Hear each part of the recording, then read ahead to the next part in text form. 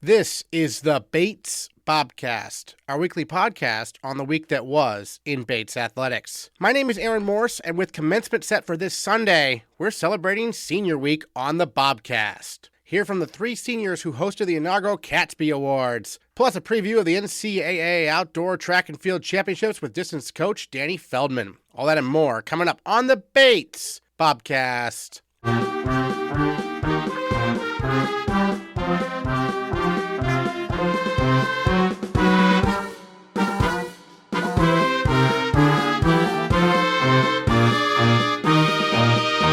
This Thursday, Bates men's track and field senior captain Ned Farrington competes in the 1,500-meter prelims at the NCAA Outdoor Championships being held in Myrtle Beach, South Carolina. Farrington is the sixth seed in the field of 22 athletes based on a school record time of 3 minutes 45.81 seconds. 12 athletes will advance to the final on Saturday, and Farrington is attempting to become the first Bates men's cross country and track and field athlete to earn All-America honors in all 3 seasons in the same school year. Bates distance coach Danny Feldman gives us a preview. Well, this weekend is the NCAA Track and Field Championships. They actually start on Thursday for Ned Farrington, senior captain for the Bobcats in the 1,500 down in Myrtle Beach. We have our distance coach and head cross-country coach, Danny Feldman, with us here on the Bobcast to preview it. And Danny, first of all, Ned obviously runs for you in the cross-country season and then runs mid-distance and in the winter and in outdoor. What makes him such a consistent force? Because he's been so good from day one this year, it seems like. Ned's been committed to the training, but more so doing what's best for the team, which I think the two go hand in hand. And before I got here, I was snooping on the entry lists for nationals on Thursday, and I realized that Ned was one of 3 guys in the entire 1,500, which is the metric mile for the race that he's in, that have gone All-American in cross-country and the indoor season. So it's so impressive, but also it should show you how hard it is to be that consistent over 3 seasons. Right, and he's, at Bates, the first one to do it since like 2000. So it's been a while for that kind of double play. Now it's looking to do what I call the triple crown, try to get it in all 3 seasons in 1 year. But, the 1,500 is an outdoor event, slightly less than a mile. What is that? Why is that different? Why do they run the mile indoor and then 100 meters less in the outdoor season? I believe the Europeans, since they're on the metric system, That's why the 1,500 is commonplace in outdoors. However, this outdoor season, we went to Providence, where he did get a crack at the full mile with some of his teammates, and it went exceptionally well. But I think it kind of the 109-meter differential plays to his strengths because he does have tremendous speed, but he's also been running 70 miles a week for the last 20 straight weeks of the year. So he has the endurance should anybody really try to take it from 700 meters to go. He has the speed endurance and the stamina to kind of connect with them. Well, one thing I've noticed this year is he's obviously not a sprinter, but his sprints at the end have been huge, right? I mean, they've been the difference between, for example, the DMR, difference between maybe like 8th and 4th, and in other individual events, difference between winning and not winning, right? Yeah, and I know we were talking with one of your colleagues before stepping into this meeting. I think one of his greatest attributes is he can feel out a pace from the moment he's in a race. Specifically, when we were at Tufts Last Chance indoors, one of the guys from Amherst went right around him, but they were coming through 400 meters. He was coming through at like 60 seconds, and that guy was coming through in like 58, something crazy. But if he had gone with him, he would not have been able to close the way that he did. And I think just like at the national meet, he was sitting patiently, but he was still going incredibly fast. But if he had done that little extra intensity, he probably wouldn't have had that same level of composure and control to close that last 200 meters. Well, since you are the distance coach, take us through the distance medley relay team we saw in indoors and what made them such a great group. And, it's funny, they came together for the last chance meet. That was also their first chance to run together, right? Yeah, that was the second time they ever run together other than the Tufts meet. But Ross, tough as nails, and I think really set the tone. But again, for him, that was his first time at a huge meet like that, and he still was very much under control, passing that baton to Truman, which was a little nerve-wracking because they had a bit of a not clean handoff. However, Truman got right into the position he needed to and just glided those 2 laps and handed it over to Calvin, where Calvin had, I think, again, like the fastest 800 of the season for him by the split results, and then took it to Ned, and it was just holding your breath. I couldn't even give him any words of advice because the place was so loud, or any of the guys, simply because at that point, if they don't know what they should be doing from all the talks we had leading up to the meet, but also throughout all the races that season, then I wouldn't be doing my job well. So with Myrtle Beach coming up for Ned, what do you know about this facility, this track, anything? All I know, it's the Eastern Carolina University track. It's going to be a little toasty, but for the 1500, that's not a deal killer. It'll be probably 80 degrees. I suspect because it's Division I facility that it's got to be a good setup. But, Ned just needs to get the job done on Thursday so that we can really make a full push on Saturday. Yeah, I was going to say there's 22 people entered, right? Correct. And you have to get top 12 to get to the final? So it's 4 automatic from each section, and then they take the 4 fastest times after that. So 8 automatically, so it's 4 for the first section, 4 for the second, and then they look at who had the next 4 fastest times. Okay, gotcha. And so his section will probably be one of the, how do they break it up? Is it one of the faster sections? Or it's completely randomized, and we'll find out, I believe, tomorrow morning what the sections are, whether he's in the first or the second. Depending on how you view it, especially if you're in the second section, you know that either you need to finish in the top 4 or you need to finish faster than the 5th person in the first section. Yeah. Either way, I think he's the 5th or 6th seed.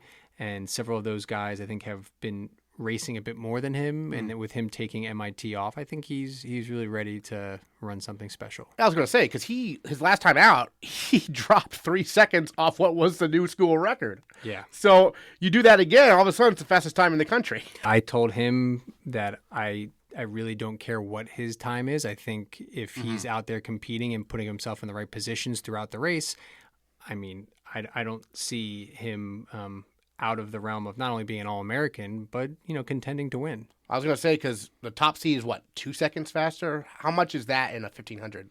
2 seconds is a lot. It is, okay. However, it depends if everything has been timed right from a training and racing perspective. And that individual that ran that time was, I think they were surprised. They were coming off of a conference meet where they tripled, and then they did that race in the 1500 a week after under perfect settings, which was, that's the same settings we had for Ned at the Farley meet in Williams.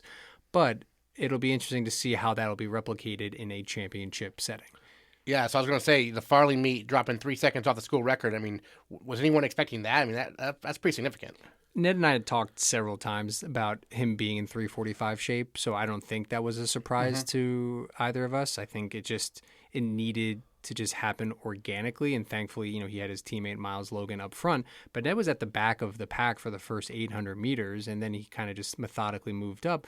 But other than that race, every other race this season, less one, he's had to lead or take over after 600 meters, and that's a lot of mental stress and pressure to put on any runner. So the moment that you have somebody that's willing to aid and assist, and you can kind of just relax in the back, we took advantage of it. Yeah, he had the pacer. You mentioned Miles. Do they get a pacer at nationals? How does that work? No. So there's NCAA rules. NCAA rules require that any championship race, whether it's NESCACs, New England's, Open New England's, or a national championship, you cannot have any kind of pacer. Gotcha. So those are special conditions for correct. Farley. Interesting. Okay. And then I guess just in terms of the team as a whole, being the distance coach, what have you noticed from everyone, in this group this year, whether it be from the cross-country season into track? And, on the women's side also, I want to mention, because, Isabel May had just such an incredible season, I feel like, in the 10K, and Corinne had PRs in the 5K, seemed like every week. So how does distance group do overall, in your opinion? I think they crushed from a helping the team out, especially at conferences. They completely I think on the men's side might have even been close to doubling the amount of point contributions they made to the team as a whole, which was huge. And I think the women did almost similarly from the distance side. But as much as the distance side has been great, I think the team as a whole has been unbelievable. I was talking with one of our administrators the other day. They were asking me how the MIT meet went, and I told them obviously that it was not because we didn't compete well, Right. just the actual hosting was not what it should have been. But there were some technical difficulties at MIT. That is the polite, Which is ironic. diplomatic way, especially from engineers. Quite ironic, yeah. But if you look at the national list in terms of the top 50 across all the events, our men's and women's track team had so many people there. Last year, I think we had like 2 or 3. And after the MIT meet, Ned and Aiden from the distance, I weren't even in the top 50. It was just Chrissy and Jill, and I believe Bernie from the throws was there. This year, we had like, I think, a dozen across a variety of events that extended beyond distance. And I think that, to me, is the bigger takeaway. Yes, distance kids improved a lot. You can look at their improvements clearly on TFRs. But as a team, like, we've just been showing up and everybody's been improving. That, to me, has been, I think, the coolest thing. Where's the line between sprinting and distance? 800? Is that considered more mid? That's mid distance, obviously. Do you work 800 and above, sort of? Yeah, I work 800 and above, Okay. But there is some crossover where Coach Johnson will have some of the long sprinters that typically focus on the 400 or maybe 600 will bop up to the 800, whether it's for some extra endurance or see if, hey, maybe this is the right thing. But also on my side of things, I'm having some of those men and women drop down to do the 4x4 or the 600. And it kind of will be one of those things where there's also that synergy where, hey, I get to compete with one of my teammates that's not in my event group. And to me, that's, I think the relays are the coolest thing. Yeah. You mentioned Ross earlier in the DMR. I feel like he's had such an incredible season as a sophomore. And I feel like he's on the verge of doing something crazy as an individual next year, don't you think? It seems like he's on the brink. Yeah, I think he had been dealing with a lot of injuries coming into Bates, and his first year was non-existent, not for anything he did wrong. But then I think we kind of figured things out with the training staff and getting his strength right, but also understanding the training. And he's been training the entire season with Ned on the track side of things. And so it makes us wonder, hey, what can be done on the cross-country side of things, let alone track? I mean, I think he's somebody that, in fact, I was talking to Ned about this. You know, we think he can run 4 flat or maybe even break 4 in the mile before he graduates Bates, which would be rarefied air. Well, any other thoughts you wanted to share on the NCAA championships coming up and Ned and what he has to do to bring back some more hardware? He is mentally and physically where he needs to be, and I'm really just excited to go down to Myrtle Beach and see him compete. And he'll have his entire teammates there in spirit. That I think that's the huge reason that he does what he does. And I think going back to your question about how the team has grown, I think it's in large part to Ned and a lot of the other upperclassmen, regardless of distance, really kind of bringing up the level of expectation and excitement to being a part of the team. Prelims on Thursday afternoon, finals hopefully on Saturday. Looking forward to it. Thursday at 5:50, Saturdays at 4:35 in the afternoon. All right, Danny Feldman, thanks so much. Thanks, Aaron. We're celebrating our senior class this week, and throughout their 4 years, we've interviewed members of the class of 2024 from every varsity sport at Bates. With one exception, we haven't gotten the chance to catch up with the only men's squash senior, Tad Koenigsbauer. Well, that changes today. We chatted with Tad about his Bates experience. Well, Tad, you were the lone senior this year on the men's squash team, so take us through kind of that experience as being, the most experienced player and working your way into the lineup also. Yeah, no, it was great. It was very different from what I'm used to. I'm usually used to being like one of the youngest people around, so definitely a bit of change of pace there. But it was definitely I definitely felt a bit of the pressure to like show a good example, be on time, like always like really like show the young kids how it works. But I was happy to do it. I was happy to be around and help out where I could. So yeah. And your older brother obviously went to Bates and also played for the men's squash team. So growing up, you're 2 years separate you? Yeah, we're 2 years apart. Yeah, so growing up, did you kind of get into squash because he was into squash, or how did that kind of go? Yeah, so we went to this middle school called Eaglebrook School in Western Mass, and we were required to play a sport all 3 seasons, and he'd been there for a few years at that point, and my logic was basically like, okay, I've never played a winter sport in my life, so if I'm going to be terrible at something, I might as well be terrible at it with my brother. And I ended up playing it, and I loved it. It was so much fun. And then that summer, I got involved with a squash coach in the Seattle area named Azam Khan, and I just started training and taking it really seriously from there. And my brother and I, we've always been really competitive. We've always loved playing with each other. He was my first training partner. So yeah, we've always played together. So he goes to Bates, and then when it comes time for you to look at colleges, was Bates kind of a no-brainer because of that, or are you considering other places perhaps? I mean, I did look at a few other schools, but I remember actually the reason that I ended up picking Bates was because I went on a visit here.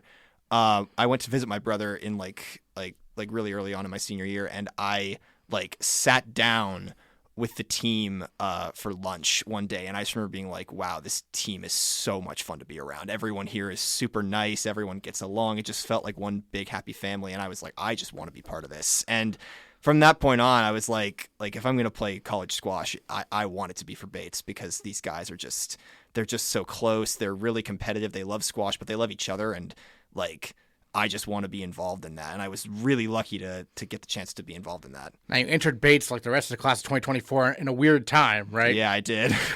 COVID. Yeah, COVID was a bit of an unexpected player there. So you didn't really get a season until your sophomore year, right? No, I didn't. Yeah. I'll never forget the call that Coach Rye got us on in fall of my freshman year, when he just said, he got the men's and women's teams on a Zoom call and was like, guys, the season's canceled. It was heartbreaking. It was really sad, and it made it tough, but it basically just meant okay, let's just take this year to train. Let's just really dial in, focus, and make the most out of a bad situation, because I don't think anyone had a good year that year, but we really tried to do something with it. And I think in a way it brought the team together a lot, because we were we're not in an ideal situation. We're not doing the things that we want to do, but at the same time, this really is just we still have each other, and that camaraderie that I talked about earlier, that sense of brotherhood remained, especially during that year. And I'm super happy with that. And it was everything I could have hoped for, even without a season.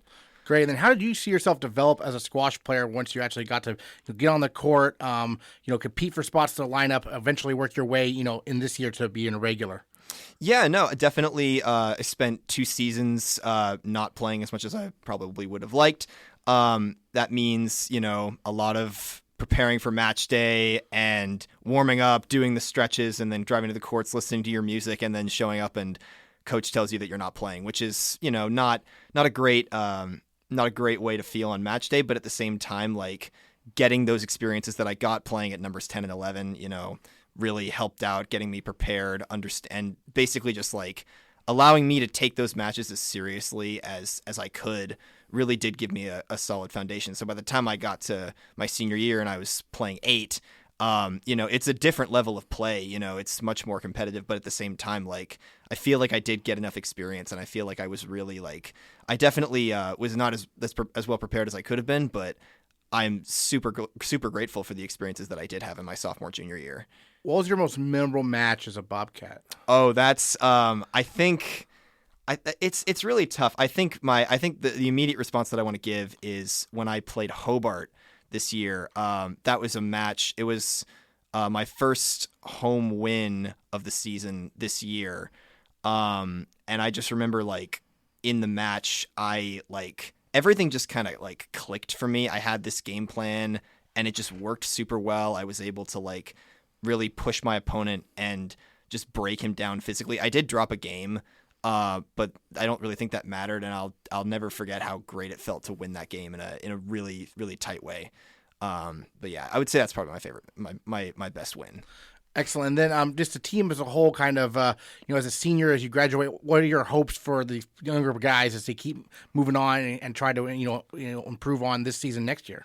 Yeah, I think I think this year's freshman class really set themselves up for success with that. They just have such a great work ethic and such a great, they're such great teammates. I'm super excited to see what they do. I'll be following them really closely. I have no doubt that they'll do well. I guess I remember I think I told the team in our last team circle, I was just, if there's one thing that you can keep, it's just please keep this sense of family that this team has, because that's what makes this team stand out. I think from other college teams, that's always been a huge part of what makes Bates squash what it is, and I just really hope that that's something that they can continue. I have no doubt that they will. They're great kids. They're great people, and they're great friends of mine. So I'm sure that they will. how do you kind of build that culture? Because I feel like squash can be perceived as an individual sport. I mean, you're not playing doubles out there with anybody, not at the collegiate level. But how do you kind of build that within individual sport? Because it's one of a number of sports here at Bates where we have a team, but you're individually competing. Yeah, it's definitely different. In juniors, like, it's all about you. If you really just show up and you just play for yourself, and it's a lot of your parents pushing you or your coach pushing you to play. But here it's you spend so much time with your teammates, both on and off court. They really do become, I think I've said the word family 50 times in this segment, but they really do become like a family. And so it just makes it so much easier. You're on court, and, squash is such a physically demanding sport, and you're out there and you're tired and you hit a wall and you think, okay, there are 8 other people in this building who are going to play their heart out for you. They're doing it for you. The least you can do is do the same thing for them. And I think it really does help. And yeah, it is an individual sport in some sense, but you really do play for each other. And I have to say, I have never experienced anything like a college squash match before. Just the feeling of everyone being in the same room, everyone, just the high energy, the level of competition, just the intensity of it. It really just can't be described. So, that alone would give me enough of a reason to play and play my best, just that environment. But the fact that you have your other teammates there to support you and be there for you, and that they're also doing the same thing for you, that is a very easy thing to get motivation from, I think. Well, it being senior week, I want to ask you about your post-college plans. Yeah, actually, as of this recording, I actually just landed a job opportunity in Washington, D.C. Nice. I'll be working at a law firm down there starting hopefully in July. So I'm really, really excited about that. Hopefully work there and eventually hopefully go to law school. That's the plan as of right now. But yeah, that's where I'm at, and I'm super excited for that opportunity. I think Bates really set me up well for that. Excellent. Any other thoughts you want to share on your time at Bates for this past season we haven't got to talk about yet? Yeah, it's definitely been with COVID in my freshman year, it's been a very unusual experience being at Bates. But at the same time, I really don't think I would trade any of it because, like I said, I got to experience being on a team like this, and which is something that I don't think many other college athletes get to do. I got to have really successful seasons, play with some of the best squash players I've ever met, have amazing coaches and a very supportive network of people around me. And yeah, like I said, my goal from the start was to get to play at Bates, and I got to accomplish that goal. So absolutely no regrets. I'm very happy with everything. Excellent. Tad Koenigsbauer, he's headed to Washington, D.C. next. Thanks so much for joining us on the Bobcast. Really appreciate it. Thank you for having me. Thank you so much. Earlier this month, the Department of Athletics hosted the inaugural CATSBY Awards, honoring the best of the year in Bates athletics. We had 3 seniors host the event: football's Cole Magistris, field hockey's Ella Blum, and men's basketball's Simon McCormick. This week, we had all 3 on the Bobcast to reflect on the experience of hosting the CATSBYs and their times as Bobcats. Well, we've got the 3 hosts of the CATSBY Awards with us here on Senior Week episode of the Bates Bobcast, Cole Magistris, Ella Blum, and Simon McCormick, talking Senior Week and everything. But first of all, hosting the CATSBYs, Cole, as a senior, what was that experience like to you to get to host the first inaugural CATSBYs, as we refer to them? It was an honor. I was happy that I was selected, especially with these 2 fine individuals right here. I thought it was a great experience, and hopefully we set the tone now for many more years of this to come. We can look back and be like, it's the 100-year anniversary, but we were the first to start it. So it was a good, very cool experience. Ella, how'd the planning process go to make it so you 3 had chemistry and what you wanted to say and everything?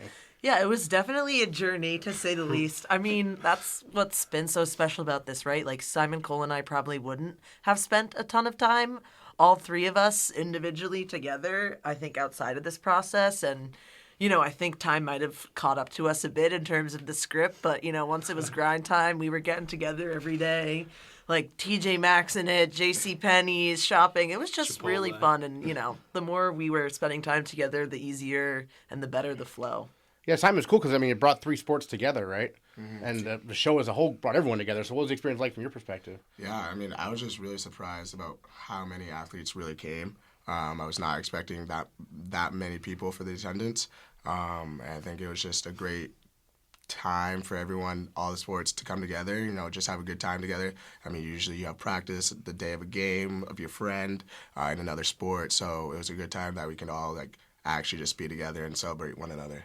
And Ella, the field hockey team did pretty well with the awards. What was that like to see them come up to the stage multiple times? It's definitely exciting. I mean, it's already been an exciting year, to say the least. In fact, I was just saying, at work, I was reflecting and saying I definitely have had an interesting experience and a far above average, because all my facilities have gone head and shoulders better for field hockey since I've been here, and so has the team. So it's really been all on the up, which, has been great. And I think capping it with some of those really special awards definitely meant a ton, and to kind of be recognized in front of the whole school, I think it was just great.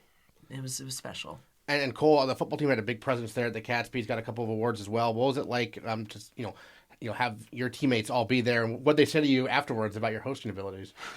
Well, it was excellent to see the whole football team there. Yeah. Obviously, we're one of the biggest teams, if not the biggest team on campus. So to have most of our guys show up there and really support whoever was nominated for award, me hosting, it was a great feeling, because I was up on stage, I got to look, and they're all right there in the front cheering my name, and it was nice. They said I was pretty good. I was a pretty good host, and no Ron Burgundy, but it was good. Simon, any moments stand out to you during the awards show? I was really happy all the trainers came, and I was really happy all the coaches came, and that was really cool to see. So I think that was probably the biggest moment that I have in my memory. Yeah. What about for you, Ella? It was really hot in there. We were all sweating a lot. We were sweating a good amount, and I chose to wear gray, which in hindsight I wasn't thinking too deeply about. But I think just those first few moments where your heart is racing so fast, and we were all so nervous and wanting to have such a good time too, and just getting on stage and looking out and seeing everyone, and that, plus being a senior and just realizing wow, I have such a big role in this. It all kind of happened so quickly. It's just a really, really cool feeling to be so involved. Yeah, Cole, same question. I mean, I loved when Gary came up on stage. Yeah. That was awesome, getting the Gary chant going, because he really represents what it means to be a Bates student here, and also athlete, because he really supports all of us athletes here, going to every game, so that was awesome. But to Ella's point, too, once we got past our monologue and the initial nerves, it was awesome. It was just cruising through, and it felt really cool to have it would have been nice to be an audience member, but we had an actual first-hand experience, and it was really nice to be in that position. So. And then Cole, we touched on the athletic trainers being there. You mentioned they helped you walk again. Yes, they did. If I'm not mistaken, you're going to be playing next year at another school, right? Yes. Tell us about this. So first, I have to give my shout out to Sports Med again, because yes, they did help me walk again. I was just on crutches. I couldn't put weight on my foot for 2 months, so to be able to be at this point now and walk across that stage, and soon walk across the stage for graduation, it's been excellent. I owe it all to the trainers here. So if I ever get a bad rap, people got to stop talking about that, because they're excellent. Next year I'm going to be going to Sacred Heart University in Connecticut, and there I'm going to be getting my MBA, my Master's in Business Administration, and I'm also going to be playing D1 football for 2 more years. So I had the COVID year where we didn't have a season, so that gave me an extra year eligibility. And then this past season, I broke my leg, 3rd game, so that I was able to get a medical year back as well. So 2 more years business degree, 2 more years football. I'm living life good right now. How'd you connect with Sacred Heart FCS program there, right? Yeah, so I put together my film, and after that, I just basically went through the whole entire recruiting process again. It was like a flashback of high school. So I sent all the emails to all the coaches, and I got a lot more pushback this time around that I've actually had college experience. So I was talking to a handful of different programs, and Sacred Heart showed a lot of interest in me. And I had also a NESCAC connection there as well, because one of their coaches, Kevin Woodring and Kyle Woodring, they're brothers, they've coached there, and they both played at NESCAC schools. One played at Middlebury, one played at Trinity. So that was an easy conversation to have in the beginning. And then it just checked off a lot of boxes, Sacred Heart. So first off, it's much closer to home. I'm from the greatest state in the nation of New Jersey, as these two know, and they shake their head right now because I'm a broken record with that. But it's much closer to home, this school, being in Connecticut. So that checked off that box. And I wanted to play at a higher level and go somewhere I could get my master's degree in a short amount of time. So it was everything worked out. So I'm sure you're already preparing. I think I saw you working out in Garcelon one day. I mean, what's the preparation like? What Sacred Heart told you? What do you need to do to be ready for fall camp? So it's different than Bates where I'm going back. I graduate May 26th, and I'm going to be on campus June 1st. Oh, okay. So I'm going to be doing Monday through Thursday summer workouts, and then that goes up until August 1st when camp starts with pads and everything like that. So after that, August 1st, all the way till August 31st is our first game. So we usually start camp here like August 24th. Right. I'll be playing my first game August 31st. So it's a whole lot different in terms of time, but I've been working. You see me on Garcelon Field. I'm in the weight room every day. I'm still working with some of my players here or my teammates here. Mm-hmm. So and I'm on their Sacred Heart lifting program now. So it's been a grind. Since January I've gained like 50 pounds back because I lost so much weight from surgery. So it's on the up and up now, but it's not satisfied yet and still getting better. Ella, you were shaking your head. That's not something sounds appealing to you, huh? I definitely couldn't foresee myself doing such a thing, but I give you all the credit in the world. You're a very brave man. And then Ella, what about you in terms of post-Bates? Yeah, so I am going to be moving to Boston pretty soon. I'm going to be working in the nonprofit industry. If you heard my request. Oh, right. Yeah, if you heard me say on the Bobcast during Giving Week, please give me a job.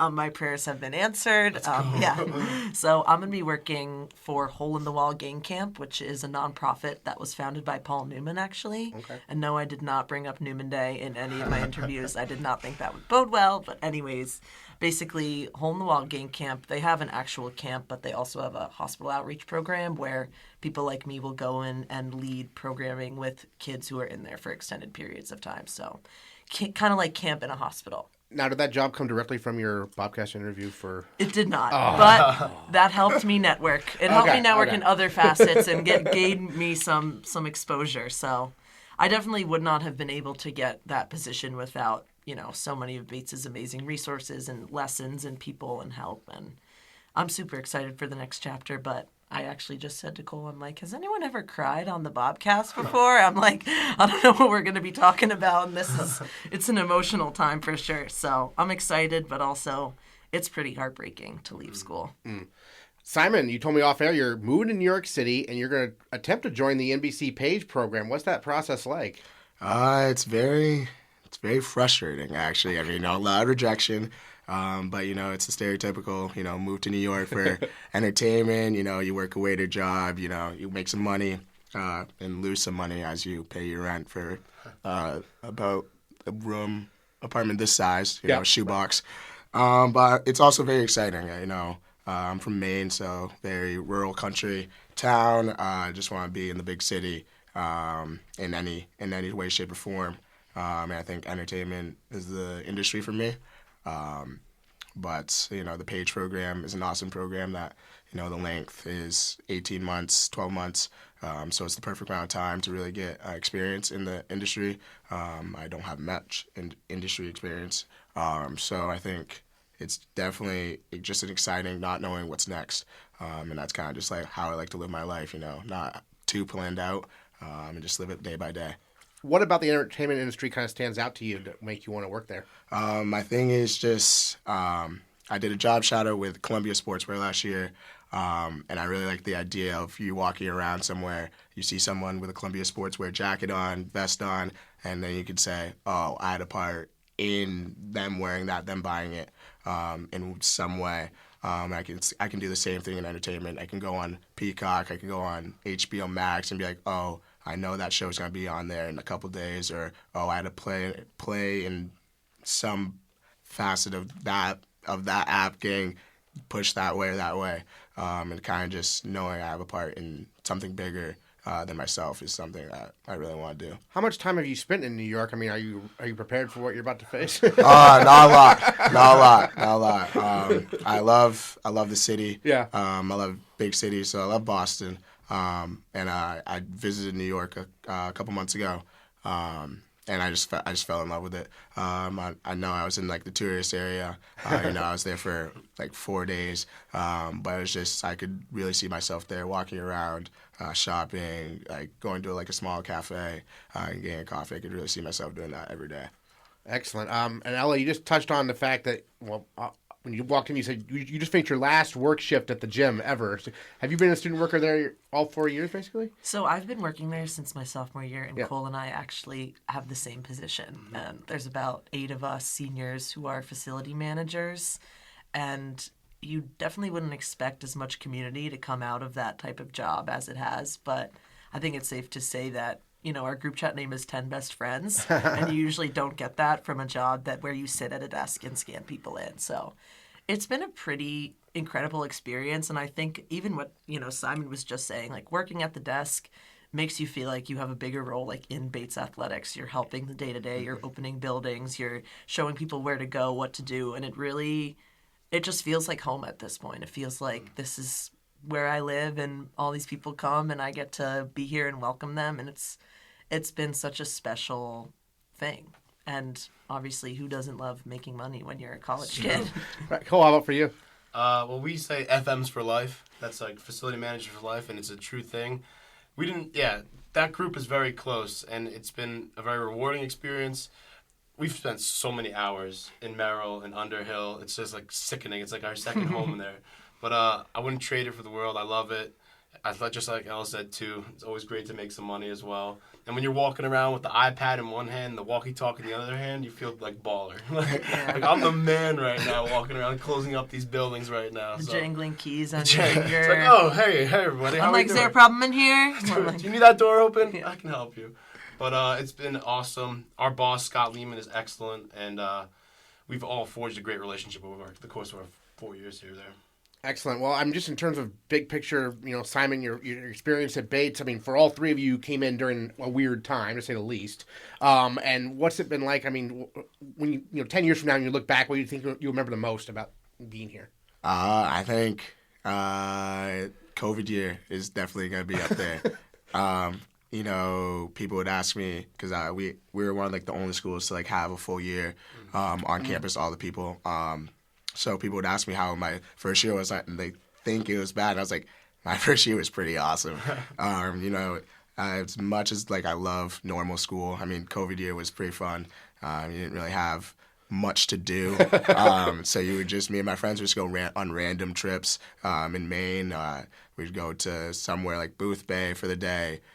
Because, you know, our class got canceled because too many kids were contact traced or something like that.